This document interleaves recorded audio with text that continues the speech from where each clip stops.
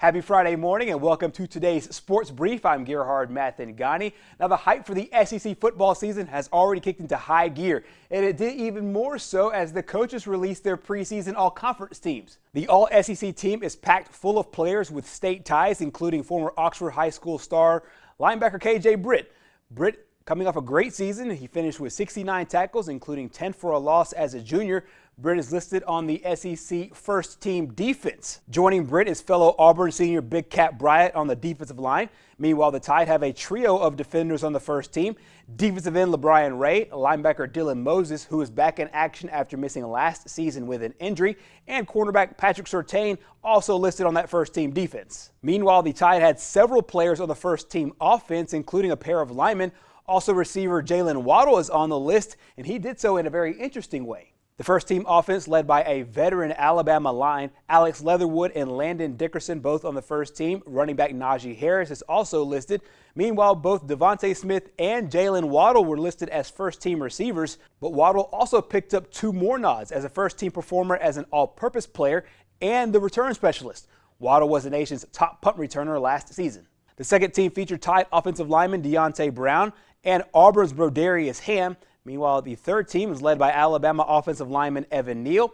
Auburn has 3 on the third team, including quarterback Bo Nix, receiver Seth Williams, and Christian Tutt, who, like Jalen Waddle, made it as a cornerback, all-purpose player, and return specialist. Staying in college football, Jacksonville State continues to work towards its season opener against Florida State. Meanwhile, the Gamecocks and teams around the country got a little bit of clarity about the spring. The NCAA announced that the FCS championship will be cut from 24 teams down to 16 teams. Conferences like the OVC have allowed their teams to play up to 4 non-conference games in the fall and get ready for the spring. Head coach John Gross gave his thoughts on the NCAA's decision after practice. Well, people change their mind in the fall. Who knows what it looks like. But if we do play in the spring, I do think it's got to be abbreviated, whether it be season and playoffs, or at least one of them. If you play a full schedule, and you got to abbreviate the playoffs, because the turnaround is too quick and taxing on a player, I think, to play a full schedule and in a full playoffs.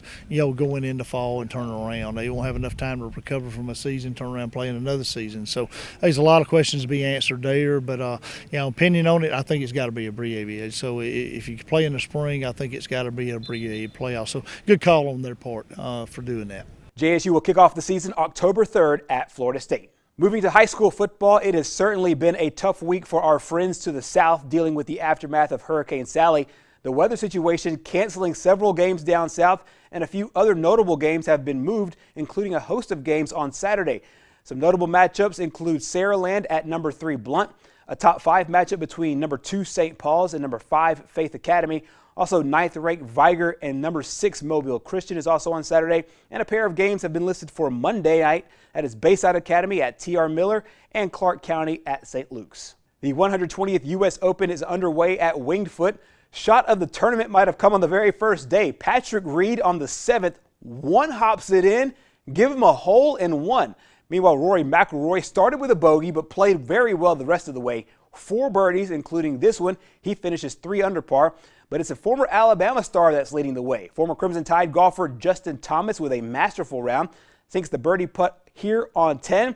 Then he would drain a long birdie putt on 18 to finish atop the leaderboard with a 5 under 65. 65 is fun no matter where you play, especially at Winged Foot. But it was. I mean, it just was.